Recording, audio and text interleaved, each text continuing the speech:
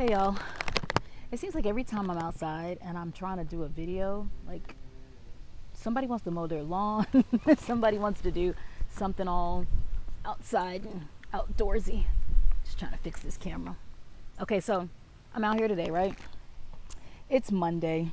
I'm excited. I love Mondays. I like any day because I get to work and I absolutely love what I do. So whether it's Monday, whether it's Friday, whether it's Saturday, and even on Sundays, it's not work when it's something that you really enjoy doing, and you can spend time with your family doing it. So that much I do love. But this is Monday check-in, and I'm doing something a little different today. I am allowing the dogs to be out here with me, so God only knows what's going to happen with these dogs because I don't have a fence, and my one dog really has an affinity for my neighbor's yard. So prayerfully, it'll be all good. Anyway, I love Mondays because with Mondays, I have a Monday menu. We do meal prep. We have so many things that we do. And today's no different, right? So I'm not necessarily going to be in the kitchen today. I'm not doing meal prep today. But what I am doing is I'm going to talk to you about some things that I've been reading, right? And some things that I've been learning. And one of those things is how the food industry, oh my gosh, like I can't even begin to tell you the things that go on in the food industry that we would be completely appalled at, even just the tip of the iceberg things that are done in the name of supplying food.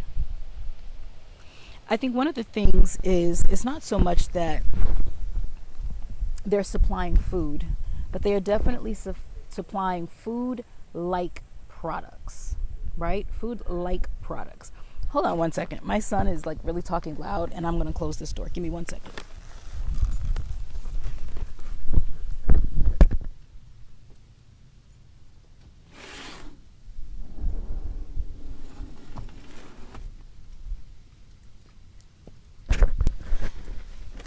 Not his fault. I did not alert him that I was doing a live.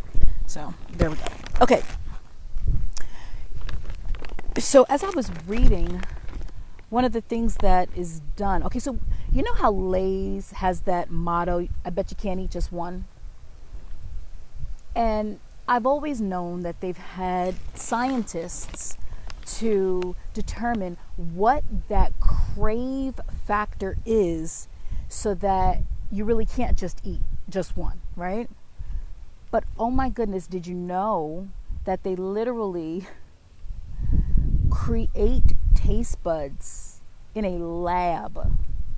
They create taste buds in a lab so that they can figure out what that threshold is of addiction for sugar, for a lot of the items that we tend to eat, right? They create taste buds in a lab, y'all. And it's not just to determine whether you're going to like the food or not.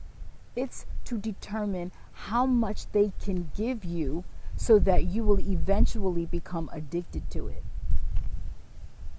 That's insane to me. What is the difference between that and a drug dealer? The drug dealer doesn't have that technology? Like, I don't know. It's like, wow. Wow. Okay. So then the next thing that I was discovering is what is fed to the animals that we eat, right?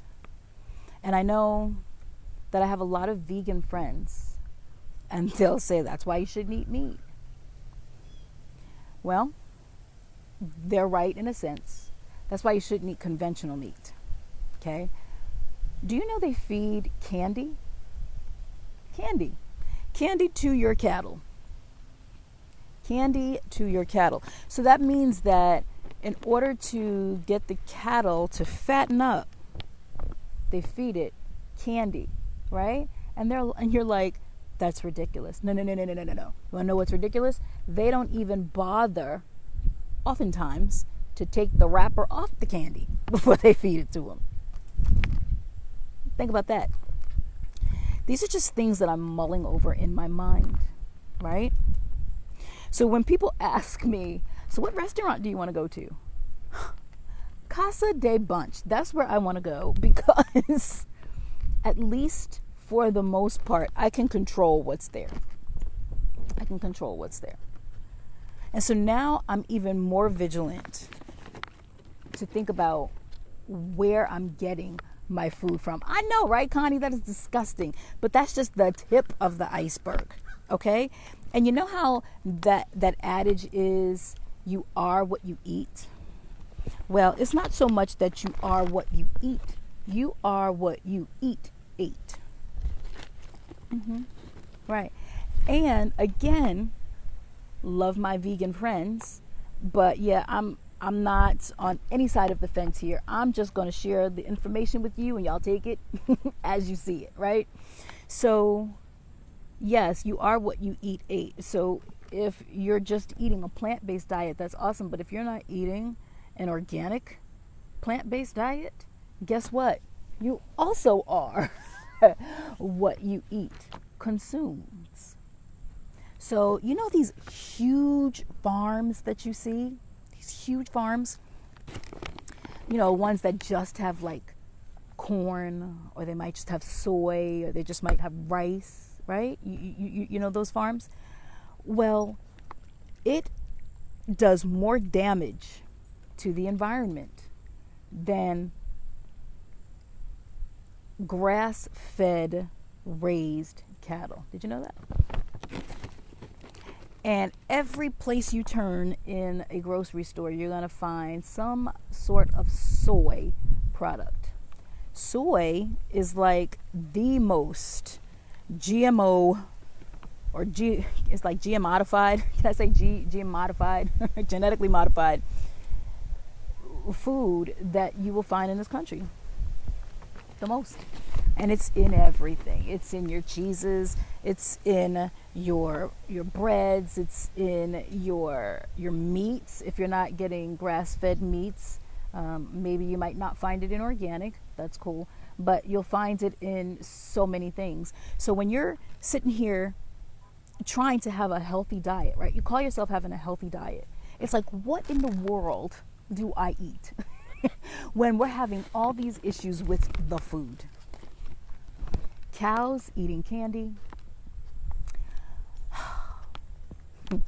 billions and billions of water or gallons of water are being used for these huge farms that you see that is really destroying the environment, because once that land has been used,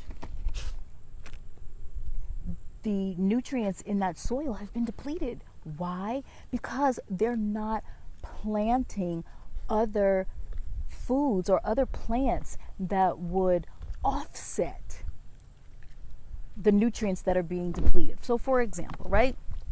You plant one crop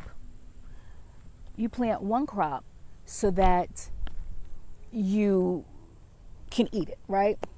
You would plant another crop so that whatever that crop has taken out of the soil, that other crop can put back in the soil, right? It's complementary farming. But if you only have that one crop, then what happens? Stuff gets depleted out of the soil, and you don't have nutrients that go back in that soil. So you're trying to eat this plant-based diet because you think that, there's enough protein in there. You think there's going to be enough of the nutrients that will sustain your body. But guess what? It won't, because it's not coming from the ground. Y'all, you getting to pick my brain today, and I charge for this information. But I'm so upset that I just want you to know. Hey, Ike, how you doing? Good to see you here. I wish it was under better circumstances. I love having lives where I'm happy, but this one I'm not. I'm a little heated with the organizations and the powers that be, the agencies that are in charge of our food. And when I tell you this last one, because it's probably the last one I'm going to tell you, and feel free, you can ask your questions right there at the bottom. Like I said, I'm giving you the opportunity to pick my brain today. But you can only pick it but so far before I send you a link. But this last one just like really threw me for a loop, right? Do you know that they literally can and do feed poop? Poop, y'all, poop. Hey, Mama Ismay, how you doing? They literally feed poop to animals and then feed that animal to you. I remember when I was a part of an organization that I shall not name right now, but when we would do kitchen duty and we would get the animals or the meat in, and people would eat their food, and then there would be leftovers, and those leftovers they wouldn't throw out. They would put them in like this big vat of a thing, and they would feed it back to the animals. The animals that were slaughtered to have the food in the first place, and now they're feeding it back to the animals. Now, if we were to eat other humans, that would be called what? Cannibalism, right? But they do that for the animals. I'm pretty sure, I'm no rocket scientist, right? But I'm pretty sure that's not their natural feed. Pretty sure about that. It's not their natural feed. So this thing is serious, y'all. And when, we're going to these fast food establishments and we're going to these restaurants, they're not getting organic food. They're getting what is least expensive for the most part, not every restaurant, but they're getting what is most cost effective. Let's put it that way. What's most cost effective for their bottom line, right? That's what they're getting. And so if they're getting that for their bottom line, what are you getting? What are you getting? You just have to ask yourself that.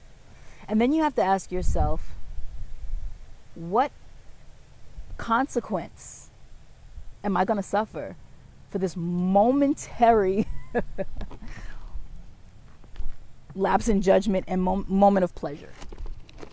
What am I going to get for that? I had a conversation with someone, and again, this also concerned me, how knowing this information,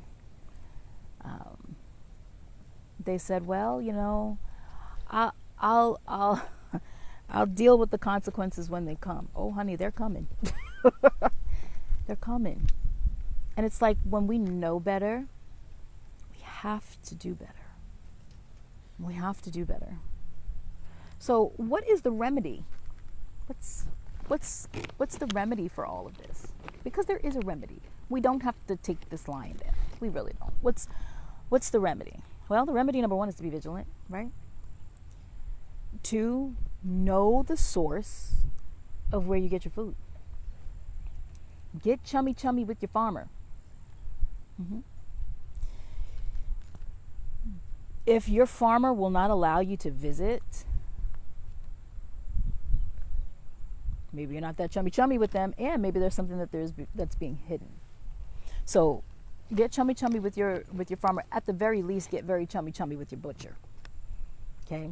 Because there are still butchers around. God bless y'all. But know the source of your food. Vegetables, fruit, know the source of your food. But I can do you one better. Learn how to grow it yourself. I know we say we're so busy. There's going to come a time, because we're not taking care of this now, that all that busyness will cease. Or the busyness will turn into doctor visits and pharmacy visits. I'm not saying this to scare you. I'm definitely not saying it to scare you. But what I am saying is, the powers that be that are supposed to have our best interest at heart, they don't. They honestly don't have our best interest at heart. They have the dollar, the profit, the margin at heart. So the only one that's going to look out for you best is going to be you.